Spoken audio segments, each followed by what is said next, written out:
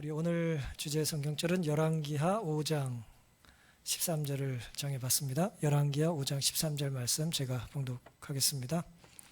그 종들이 나와서 말하여 가로되 내 아버지여 선지자가 당신을 명하여 큰 일을 행하라 하였다면 행치 아니하였으리까? 하물며 당신에게 이르기를 씻어 깨끗하게 하라 함이리까? 이 말씀의 배경은 나아만 장군이 요단강에서 7번 목욕을 하라고 하는 요청을 또 명령을 엘리사로부터 들었을 때 이제 나아만의 마음에 끓어오르는 분노를 잠잠케 하는 나아만의 부하들의 조언의 내용입니다. 당시 아람의 군대 장관, 요즘 말로 이제 국방부 장관쯤 되겠죠. 고대사회는 2인자가 아니었겠습니까? 아람의 강력한 이제 군대 장관이었던 나아만이 문둥병에 걸렸습니다. 이때는 이제 BC 9세기 중엽의 일인데요. 당시에 아람은 이제 이스라엘보다 좀 강했습니다. 강하고 약하고 왔다 갔다 했는데 그때는 조금 강하던 때였습니다. 그때 아람의 왕은 베나단이었고요. 여러 차례 국경을 맞대고 있으니까 이스라엘 북쪽에 있는 나라였으니까요. 계속해서 국경을 이제 넘어왔어요. 국경을 넘어서 전쟁을 하고 그 전쟁에서 이름 모를 전쟁이죠. 전쟁에서 이스라엘의 한 소녀를 포로로 이제 잡아가게 됐습니다. 그리고 나아만의 아내의 시종을 들도록 했어요. 이제 원수의 나라에 잡혀간 거죠. 그리고 가장 원수 중의 원수인 나아만 군대 장관의 아내를 이제 수종들게 된 한 이스라엘 여자아이는 자신의 주인이 문둥병에 걸렸다는 이야기를 이제 듣고 알게 됐습니다. 그리고 자신의 주인이 어떻게 하면 병으로부터 고침을 받을 수 있는지를 이제 알려줘요. 사마리아에 엘리사라는 선지자가 있는데 그 선지자는 그 병을 고칠 수 있을 것이다 라고 말하는 것이죠. 결국 그 말을 듣고 나아만은 왕에게 말을 하고 결국 이제 우리가 잘 아는 것처럼 문둥병으로부터 깨끗하게 고침을 받습니다. 오늘은 우리가 잘 아는 이 이야기를 중심으로 큰 일보다 어려운 작은 일이라는 제목으로 은혜를 나누려고 합니다. 여러분, 큰 일이 있고 작은 일이 있으면 큰 일이 어렵겠어요? 작은 일이 어렵겠어요? 큰 일이 어렵겠죠. 거대하고 웅장하고 또 힘든 일이죠. 그래서 큰 일이라고 하지 않겠습니까? 근데 우리가 이 땅에 살다 보면요, 큰 일에는 잘 넘어지지 않다가 오히려 작은 일에 넘어질 때가 있다는 것을 알게 돼요. 오늘은 그런 관점에서 함께 말씀을 좀 살펴보겠습니다. 열왕기하 5장 1절부터 제가 몇 절을 읽겠습니다. 아람 왕의 군대 장관 나아만은 그 주인 앞에서 크고 존귀한 자니, 흥미롭게도 이 본문에는 크다는 표현들이 자꾸 나오는데요. 나아만 장군이 그 주인이니까 왕 베나닷이죠. 베나닷 앞에서 큰 종이었다는 거예요. 큰 사람이었어요. 그리고 존귀하다 그랬어요. 모두의 이제 칭찬을 들었던, 존경을 받는 그런 사람이었습니다. 근데 그 이유는 여호와께서 전에 저로 아람을 구원하게 하였음이라. 저는 큰 용사나 문둥병자더라 그랬습니다. 큰 사람이었어요. 그런데 문둥병에 걸린 거죠. 전에 아람 사람이 떼를 지어 나가서 이스라엘 땅에서 작은 계집아이 하나를 사로잡음에 저가 나아만의 아내에게 수종들더니 그 주모에게 이르되 우리 주인이 사마리아에 계신 선지자 앞에 계셨다면 좋겠나이다. 저가 그 문둥병을 고치리이다. 나아만이 들어가서 그 주인에게 고하여 가로되 이스라엘 땅에서 온 계집아이의 말이 이러이러하더이다. 이 본문의 배경을 제가 말씀을 이미 드렸는데요. 나아만은 아람의 가장 강력한 이제 장군이었습니다. 그리고 성경은 그 사람을 큰 사람이라고 기록을 했어요.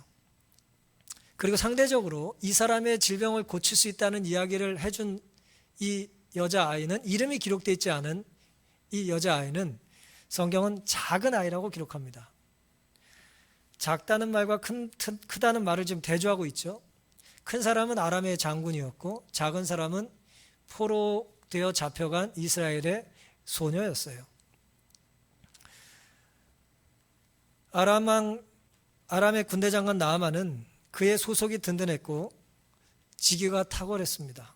그리고 왕이나 백성들로부터 존경을 받았어요. 반면에 이스라엘에서 잡혀간 여자아이는 아무에게도 주목을 받지 않은 아이였어요. 성경이 이 아이를 기록하고 있지 않다면 이 사람에 대한 이야기가 성경에 당연히 기록되어 있지 않았을 것이고, 그럼 우리도 알 일이 없는 사람이에요. 유명한 장군과 무명의 소녀는 극적인 대조를 이룹니다. 남 부러울 것 없는 큰 용사 나아만은 하지만 결정적인 문제가 있었죠. 문둥병에 걸린 거예요. 나를 잡아간, 우리나라를 공격한 이 철천지 원수가 무슨 병에 걸렸어요? 문둥병에, 불치병에 걸린 거예요. 그럼 우리는 어떻게 생각할까요, 보통? 우리는 어떻게 생각하겠어요? 일제시대 때 일본의 천황이 무슨 문둥병에 걸렸다. 그럼 한국 사람은 어떻게 생각하겠어요?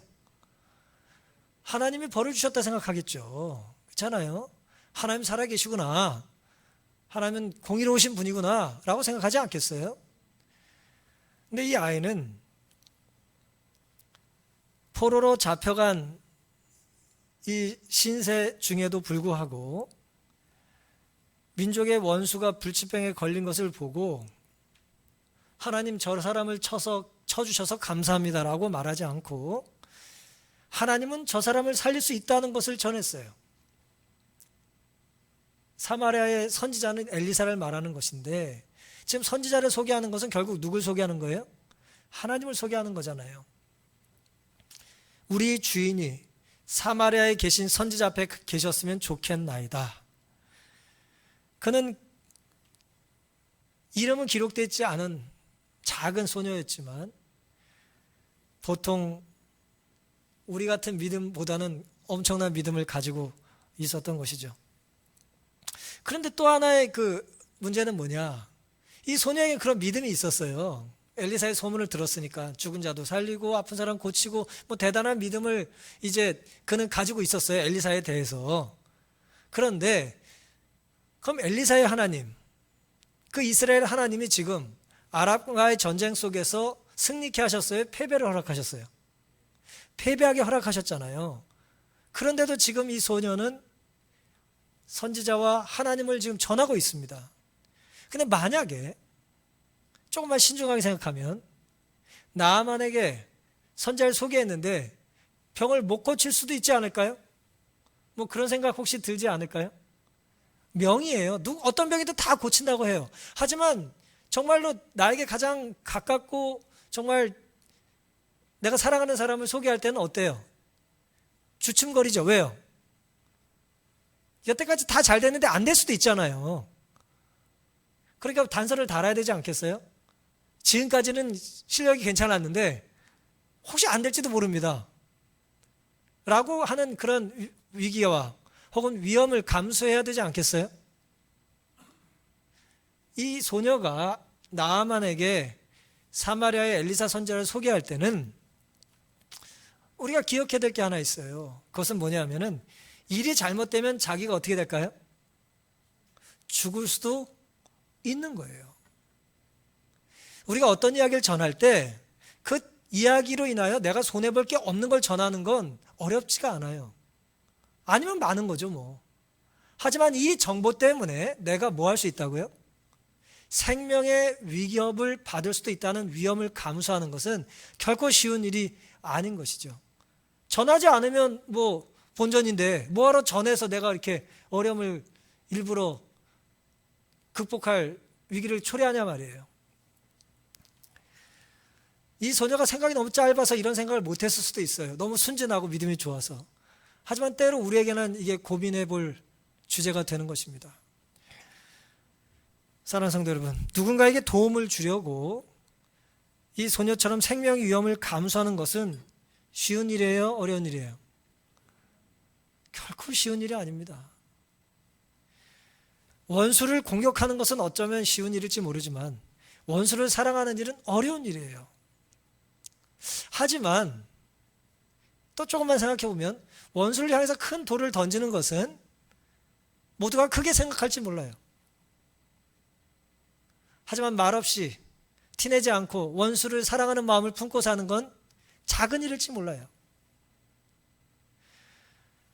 원수의 약점을 공격하는 것, 원수의 약점을 보완해 주는 것, 우리 그리스도인들이 고민해 봐야 될 부분인 것입니다.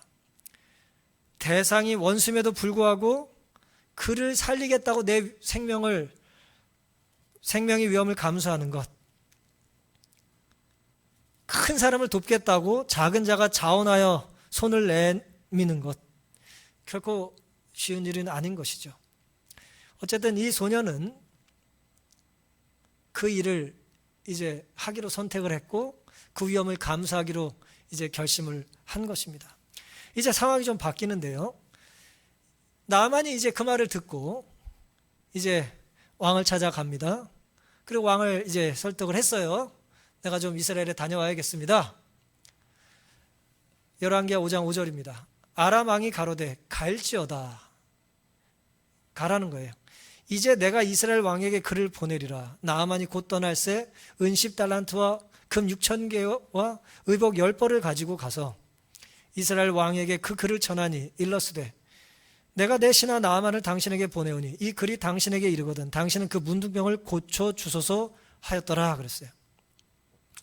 나아만이 왕에게 말했더니 왕이 내가 글을 써서 보내주고 선물까지 보내줄 테니까 가서 잘 전해줘 라고 이제 제가 한번 계산해 봤더니 수천억이 넘는 돈이에요. 이 무게를 계산해 봤더니 한 1조라고 칩시다. 엄청난 돈을 보내준 거예요. 근데 그걸 왜 줘요? 이스라엘 왕에게? 나만 병 고쳐달라고 이제 준 거예요. 그 말을 들은, 그 글을 읽은 요람 왕이 7절에 이렇게 말합니다.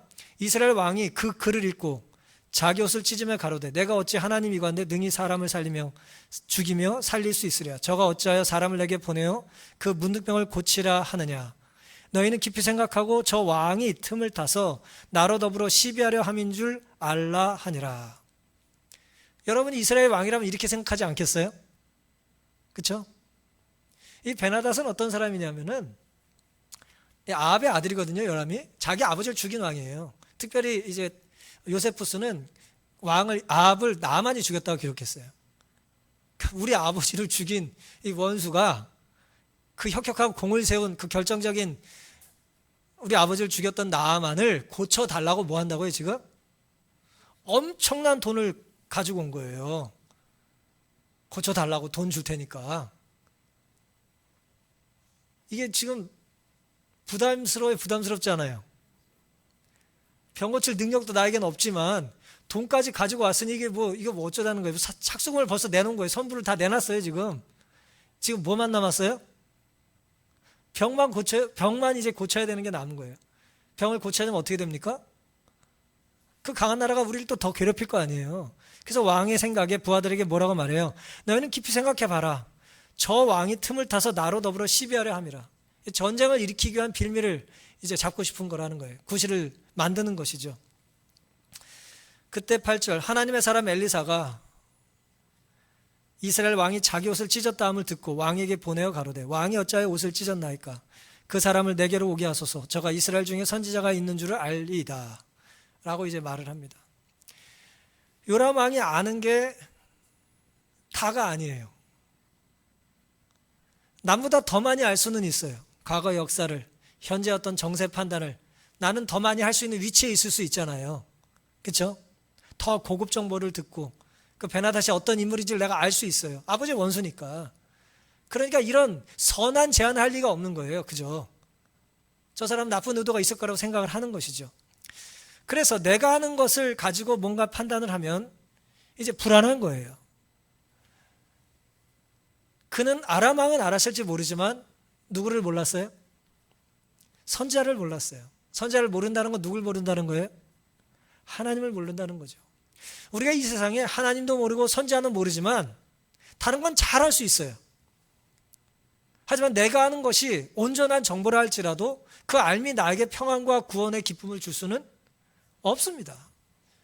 그게 옳은 판단일 수 있다 할지라도 그것이 나를 구원할 수는 없는 것이죠. 더더욱 합리적인 추론에 의하면 지금 이스라엘 왕의 생각이 맞을 가능성이 더더욱 또 높기도 한 상황이고요. 전쟁을 일으킬 구실로 이렇게 한다는 거예요. 그런데 열왕기상 20장에 보면은 이미 베나닷은 이 요람 왕의 아버지 아합을 향해서 이렇게 조롱을 했던 적이 있어요. 열왕기상 20장 1절, 아람 왕 베나닷이 군대를 다 모으니 왕 32인이 저와 함께 있고 또 말과 병거들이 있더라. 이에 올라와서 사마리아를 에워싸고 치며 사자들 성중 이스라엘 왕 아합에게 보내어 이르기를 베나닷은 이르노니, 뭐라고 말해요? 3절, 너의 은금은 내 것이요 너의 처들과 너의 자녀들의 아름다운 것도 다 내 것이라 하며, 다 내 거라는 거예요. 다 내 거라는 거예요. 이스라엘 왕이 대답하여 말하기를 내 주 왕이여 왕의 말씀같이 나와 나의 것은 다 왕의 것이니이다 하였더니 그랬어요. 지금 나라가 힘이 없으니까 수모를 겪은 거예요. 누가 수모를 겪었어요? 아버지가 수모를 겪은 거예요. 그걸 아들은 알아요, 몰라요? 네 아들 다 내 아들이야 라고 말하는 걸 다 그 조롱을 듣고 본 거예요. 그 나쁜 왕이 지금 나를 괴롭히기 위한 구실로 지금 이렇게 엉뚱한 계획을 세우고 있다고 생각한 것이죠. 당시 요람에게는 두 가지 문제가 있었어요. 이스라엘 왕에게는. 첫 번째는 베나닷의 의도를 남들은 모르지만 나는 알고 있다고 생각한 거예요. 확신한 거예요. 하지만 제대로 알고 있었나요? 제대로 알고 있는 건 아니에요. 내가 알고 있다고 착각한 것뿐이에요. 그 다음에 두 번째 문제는 사마리아의 선지자 엘리사의 능력을 알지 못했다는 거예요. 정보를 들어서 알 수는 있었겠지만 실제 믿지는 못한 거예요. 안다고 생각해서 제대로 알지 못할 때가 있을까요? 문제를 푸는데 생각을 잘못해가지고 답이 이거라고 생각을 했어요. 근데 조금만 더 생각했으면 답이 이게 아닌 걸 알 수 있는데 내가 안다고 확신하기 때문에 더 생각을 안 하는 거예요. 우리가 학교 다닐 때 공부하다 보면 그럴 때가 얼마나 많아요. 내가 끝까지 문제를 봤어야 되는데. 그럴 때 많이 있는 거죠. 내가 안다고 하는 확신이 내가 실수를 하게 하는 거예요. 아람 왕의 과거 행적은 현재 요람이 베나닷을 이해하는 데 오히려 방해가 됐습니다. 물론 베나닷은 요람에게 나아만을 고쳐달라고 이제 한 것인데 그건 순수한 의도였어요. 이 상황에서는. 그 과거에 그가 잘못 살았을지 모르지만 지금의 의도는 순수했다는 것이죠. 베나닷은 어떻게 생각했겠어요? 요람이 선지자를 잘 알고 있을 거라고 생각한 거예요. 그렇죠? 문제는 이스라엘 왕이 선지자의 능력을 알지 못했고 하나님을 믿지 않았다는 것이죠. 사랑하는 성도 여러분, 오늘 우리가 이런 왕은 아니고 또 선지자는 아니라 할지라도 내가 살고 있는 삶의 울타리 안에서 내가 제일 많이 안다고 생각할 때가 있어요. 그럴 수 있습니다. 특별히 어머니들은 부엌에서는 내가 왕이라고 생각을 해요. 그래서 아이들이 뭘 대면은 잘 못되게 하잖아요. 그런 나만의 울타리가 누구에게나 있습니다. 그럴 때 내가 알고 있다고 하는 지나친 확신이 내가 틀릴 수 있다는 가능성을 높여요. 서 있는 자는 넘어질 가능성이 많은 거예요. 내가 서 있다고 착각하기 때문에. 다른 사람의 의도를 우리가 어떻게 100% 알 수 있겠냐 말이에요. 하지만 우리는 너무나 쉽게 누군가의 의도를 재단해요. 뭐라고 말하면서 재단해요? 하나를 보면 열을 안다는 말을 하며 재단을 하는 것이죠. 물론 일리 있는 말일 수는 있지만 그 말이 진리는 아닙니다. 그래서 우리가 그럴듯해 보이고 그것이 여태까지 맞는 것 같았지만 이번에도 맞을 수 있는지 없는지 몰라요. 그렇기 때문에 우리는 누굴 의지하고 살아야 됩니까? 하나님, 절대 과거가 없으신 하나님을 의지하고 살아야 되는 것입니다. 다른 사람의 생각을 내가 읽고 있다는 것은 교만한 것이죠. 다른 사람의 생각까지도 헤아리실 수 있는 분은 내가 아니고 누굽니까? 하나님 한 분밖에 없습니다. 그리고 하나님 한 분의 역사와 능력을 오늘 내가 교만해서 가로막을 수도 있다는 것을 우리는 인정할 필요가 있는 것이죠. 이제 또다시 상황이 바뀝니다. 이제 무대가 바뀌었어요. 사무엘하 5장 9절부터 보시면 이제 두 왕의 이제 편지글을 이제 내용 이후에 9절부터 보시면 나아만이 이제 출동을 합니다. 이제 선지자를 만나기 위해서 가요. 나아만이 이에 말들과 병거들을 거느리고 이르러 엘리사의 집 문에 서니 왕에게는 이제 편지를 갖다 주고 이제 실제 선지자를 찾아와서 갔어요. 엘리사의 집이 얼마나 좋은지 잘 모르겠지만 그 집에 갔습니다. 10절. 엘리사가 사자를 저에게 보내어 가로되 너는 가서 요단강에 몸을 7번 씻으라. 내 살이 여전하여 깨끗하리라. 라고 대답을 합니다. 반응을 보여요. 이게 뭐 선지자의 집이 얼마나 좋을지 모르겠지만 뭐 허름하지 않았겠어요. 이제 밖에서 이제 이리 오너라 누군가 그랬을 겁니다. 그랬더니 이리 오너라 그랬더니 나오지 않고 누굴 보내요? 그 뭐 종을 하나 보내가지고 가타부타 말도 없이 뭐라 그래요?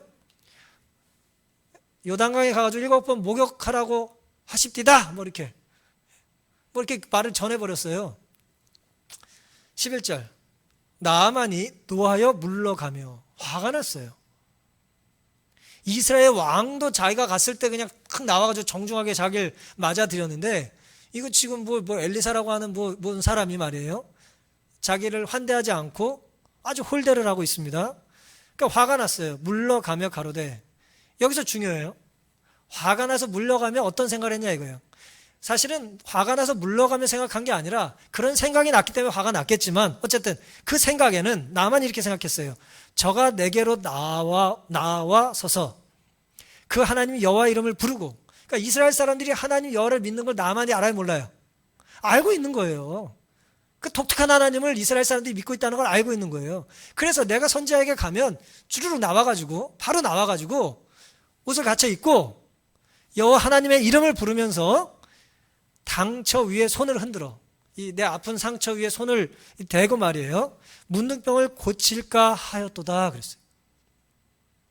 아유 여기가 이렇게 아프셨습니까? 얼마나 고생이 많으셨습니까? 이게 제가 이렇게 하나님의 이름으로 고쳐드리겠습니다. 뭐 그럴 줄 알았는데 이건 뭐 나타나기는커녕 뭐예요? 얼굴은 보지도 못하고 직접 육성을 듣지도 못하고 뭐 현찮은 사람 하나 와가지고 뭐 전달을 하는 걸 전가를 받은 거예요. 그래서 나아만이 이렇게 행동합니다. 12절.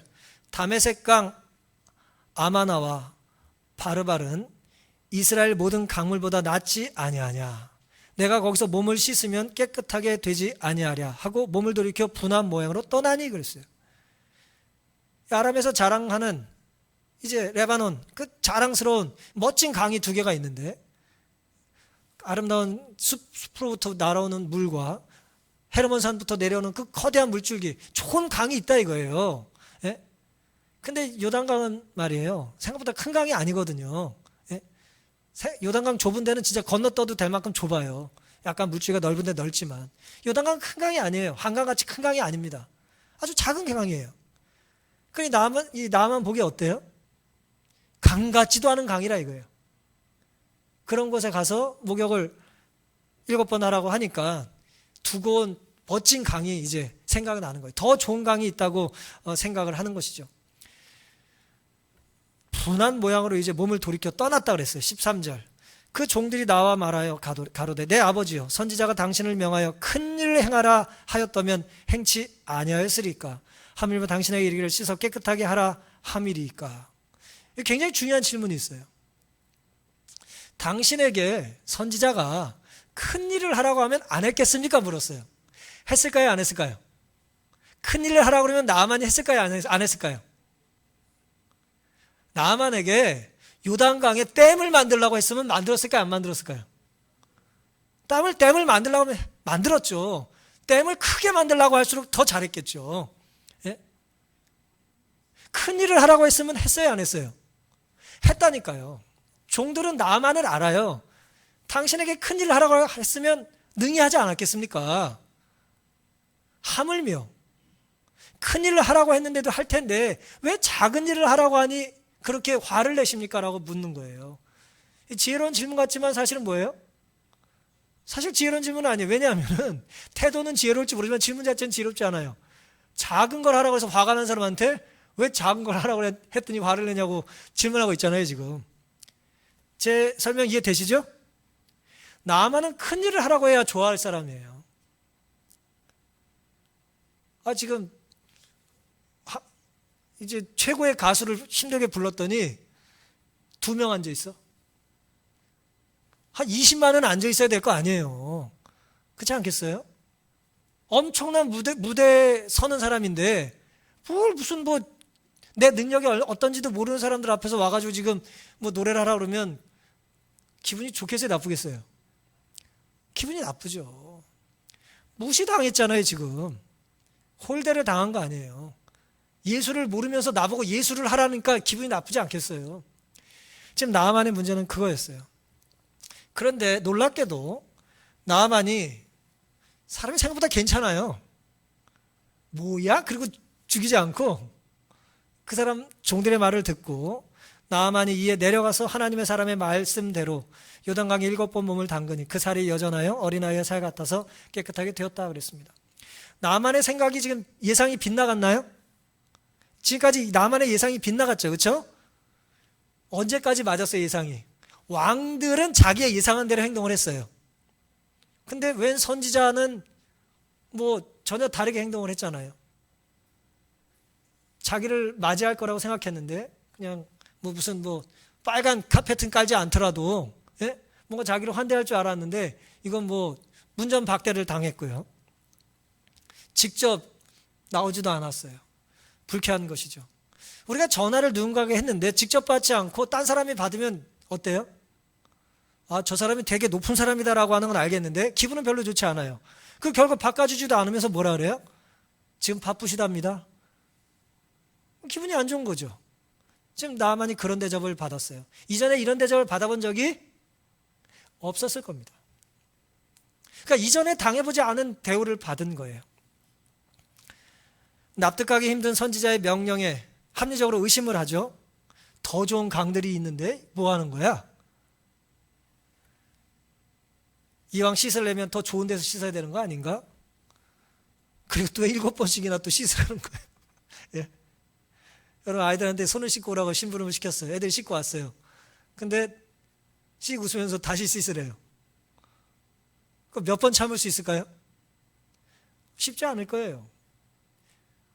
뭐 물론 매번 한 번 하고 오니까 다시 그렇게 한 건 아니지만 7번을 씻으라고 한 것 자체는 이건 뭐 어떻게 이 말을 받아들여야 될지 고민스러운 건 사실이었겠죠. 핵심은 무시당했다고 느낀 거예요. 하지만 나아만의 종들은 나아만을 설득했어요. 큰 일을 하라고 하면 할 뿐이 왜 작은 일을 하지 않으려고 합니까? 그래서 결국 그들의 말을 듣고 이제 7번 목욕을 하고 이제 치유함을 받습니다. 횟수가 7번이 뭐 중요한 건 아니겠죠. 어쨌든 하나님께서 선지자에게 7번을 목욕하라고 하는 그런 설명을 하라고 지혜를 주신 것일 텐데요. 만약 7번이 아니라 한 700번쯤 하라고 했으면 도전욕을 자극받았을지 몰라요. 그래, 700번이면 내가 할 만하지. 예? 근데 7번은 많은 것도 아니고 적은 것도 아니고 굉장히 기분 나쁜 숫자일지 모르겠어요. 조롱당한 것 같이 느꼈을지 모르겠어요. 어쨌든 나아만은 이것을 큰 일로 생각한 건 아니에요. 작은 일로 생각한 거예요. 그리고 작은 일도 뭐예요? 반복해서 해야 될 작은 일이에요. 자자분한 일인 거죠. 치워도 티도 안 나는 일이죠. 주방일 같은 거예요. 해놨는데 칭찬을 못 받고 어쩌다가 뭐 떨어져 있으면 야단 맞는 일. 작은 일을 반복하라는 건 큰 사람 나아만에게는 쉬운 일이에요, 어려운 일이에요? 어려운 일이에요. 의욕이 생기지 않는 일입니다. 누구나 다 할 수 있는 일을 나는 하고 싶지 않은 거예요. 뭐 해병대 가보면 그런 거 있잖아요. 누구나 다 해병대가 됐다면 나는 뭐 해병대를 지원하지 않았을 거다. 뭐 그런 말 있죠. 그 자긍심을 높여주기 위한 자극적인 이야기들 아닙니까? 나만은 그런 사람이에요. 누구나 다 할 수 있는 일을 할 사람이 아니에요. 아무도 못하는 일을 할 수 있는 사람이에요.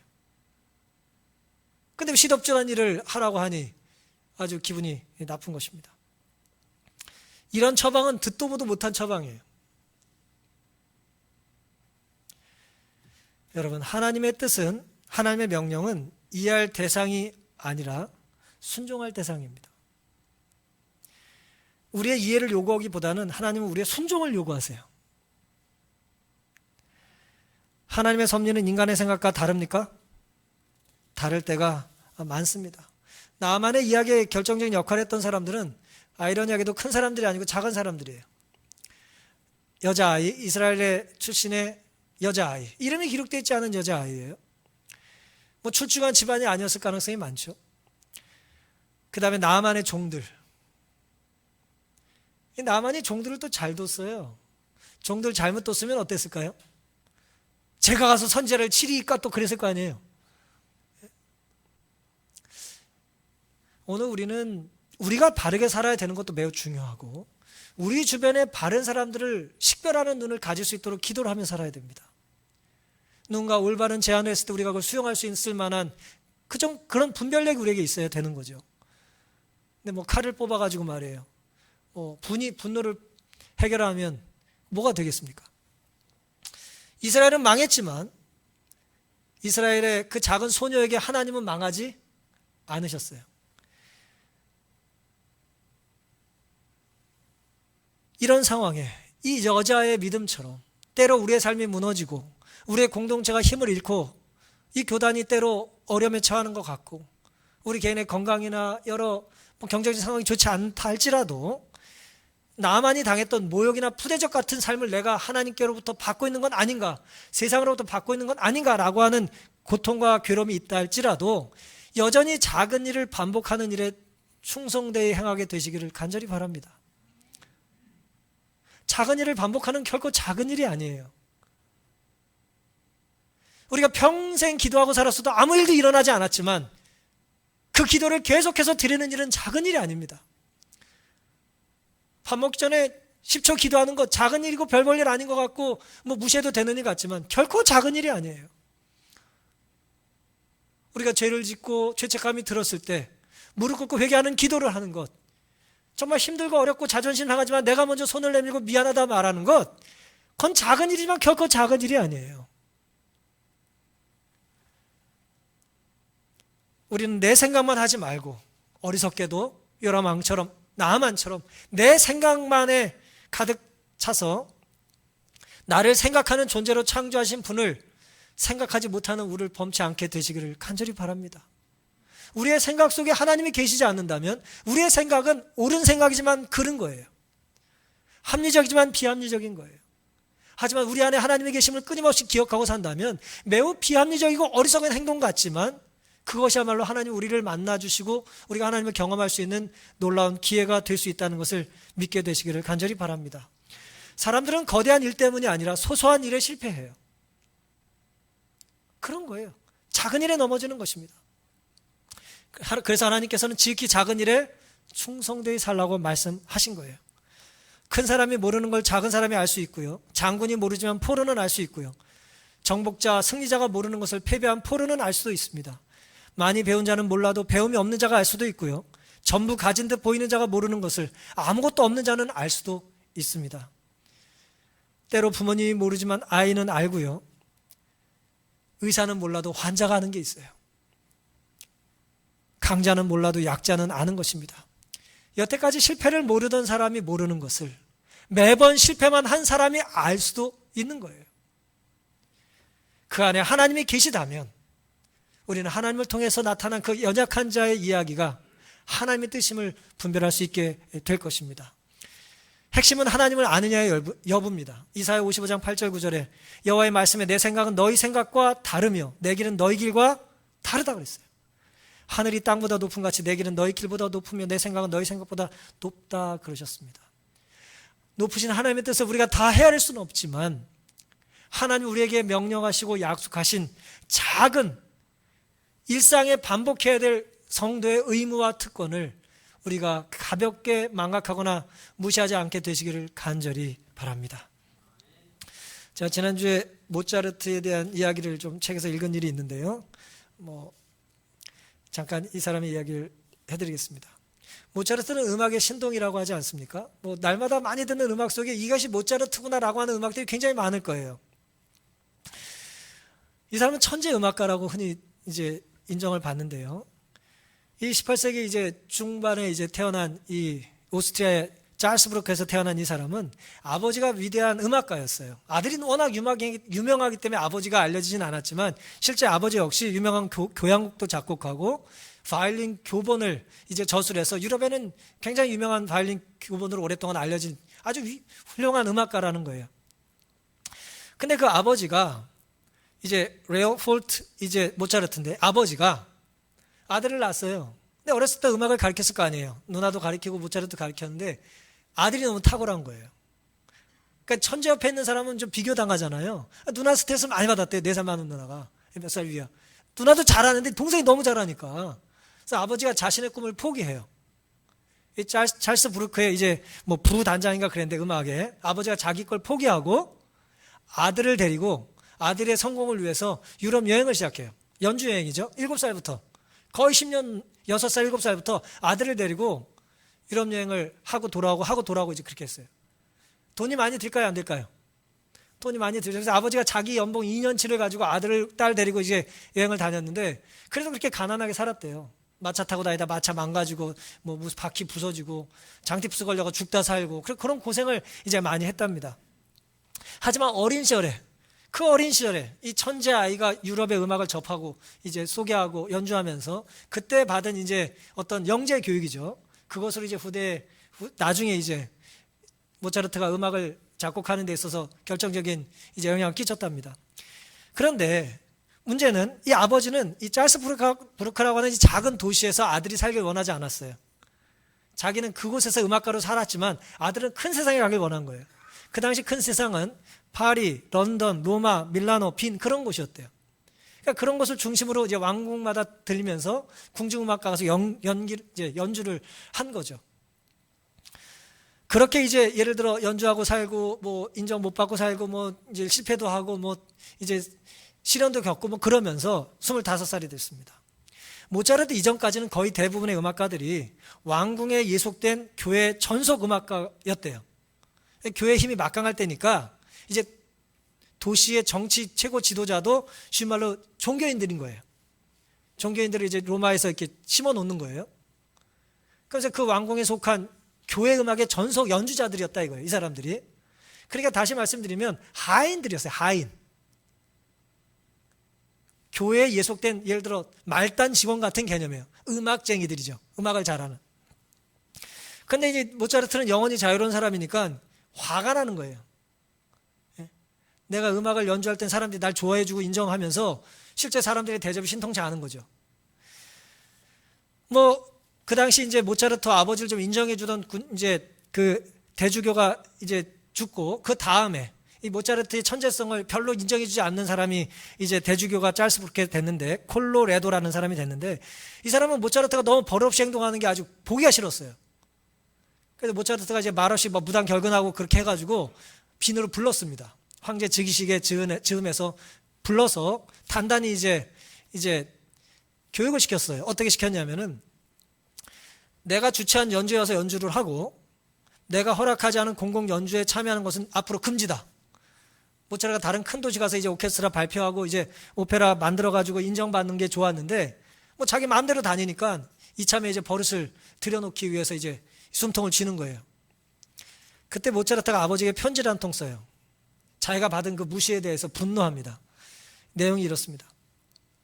어제는 정오 무렵에 식사를 했습니다. 대주교의 시중을 드는 시종 둘, 요리사 둘, 그리고 제가 함께 있었습니다. 대주교 주변에 5명의 사람이 있었다는 거예요. 시종들이 상석을 차지했고 저는 가까스로 요리사 뒷자리를 배정받았습니다. 그들의 홀대를 참을 수가 없었어요. 그러니까 5명인데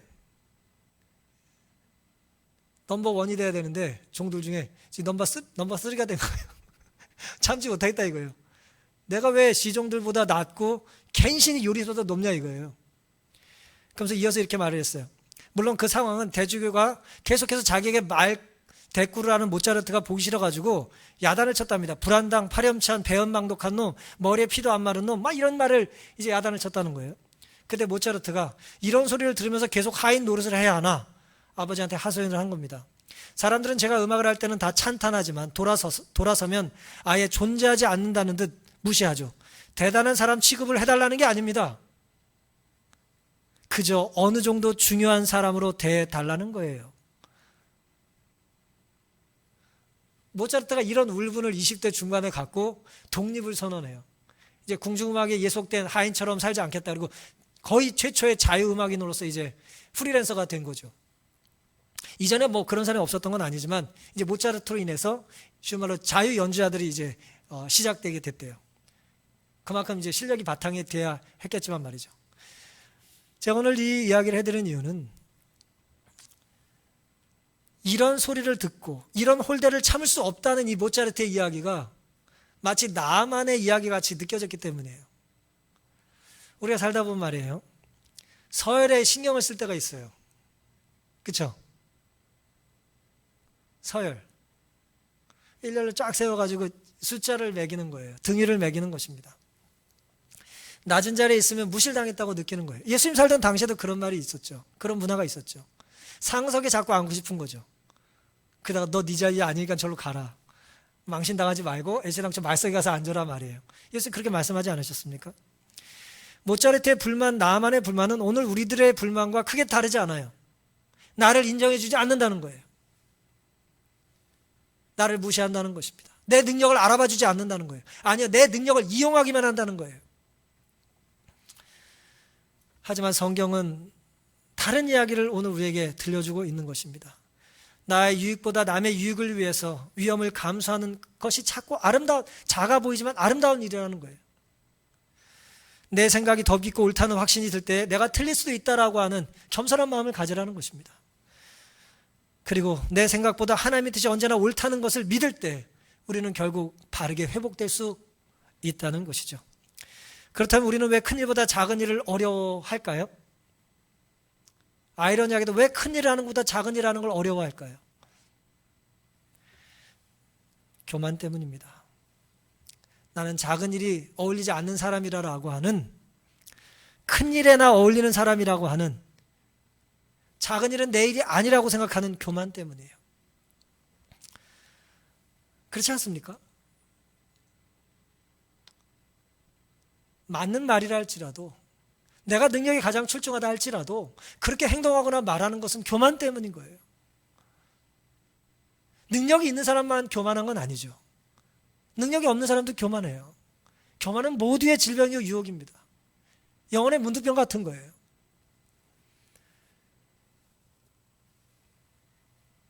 우리는 이런 교만을 어떻게 극복할 수 있을까요? 작은 일에 충성스럽게 살 수 있을 동기를 부여할 수 있는 이 교만을 어떻게 우리는 극복할 수 있을까요?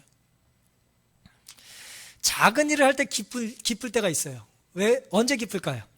작은 일이라도 기쁜 게 언제죠? 사랑하는 사람을 위한 일인 때는 작은 일이라도 기쁩니다.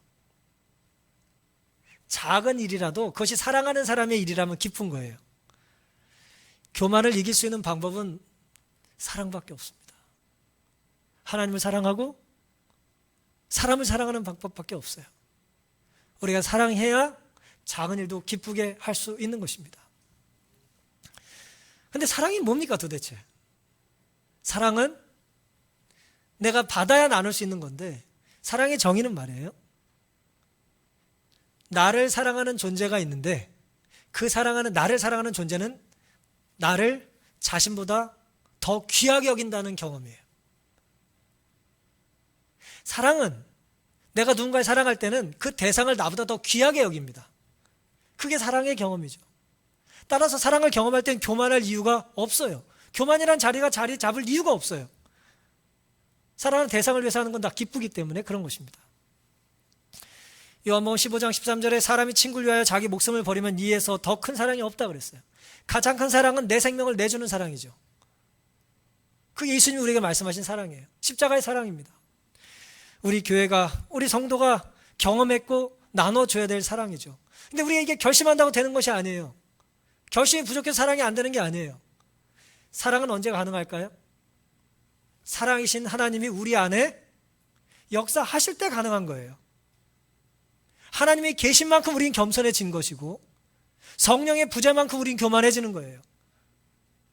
하나님이 우리에게 재능과 능력을 뺏어가진 않으시지만 하나님이 없는 재능은 교만하게 되고 불평을 만들게 되고 정죄하게 될 겁니다. 그럼 그 공동체는 망하게 되는 거고 그 개인은 병에 걸려 죽게 되는 거예요. 사랑하는 성도 여러분, 가장 믿을 만한 사람은 누굴까? 나를 사랑하는 사람이죠. 왜요? 나를 자신보다 더 귀하게 여기는 그분만이 내가 믿을 수 있는 유일한 분인 거예요. 우리가 부모님을 믿는 이유가 뭡니까? 부모님은 나를 위하여 생명까지 버리실 분이라는 걸 내가 알기 때문이에요. 그렇죠? 그래 의심할 필요가 없는 것이죠. 오늘 우리는 나만을 통해서 구원은 우리가 큰 일을 했기 때문이 아니라 하나님의 말씀을 믿고 순종할 때 얻을 수 있다는 것을 배우게 됐습니다. 큰 일은 때로 교만하게 만들기 쉽지만 작은 일은 우리를 겸손하게 만들고 사랑의 의미를 깨닫게 해줍니다. 하나님은 겸손히 순종하는 자와 함께 하신다는 걸 기억하게 되시기를 바랍니다. 내 속에 하나님이 계신 만큼 우리가 겸손해지고 하나님을 모신 만큼 우리도 사랑할 수 있다는 걸 기억하시고 큰 일보다 어려운 작은 일을 감사하면서 신실하게 하루하루 실천해 가는 우리가 되기를 바라면서 오늘 말씀을 마치겠습니다.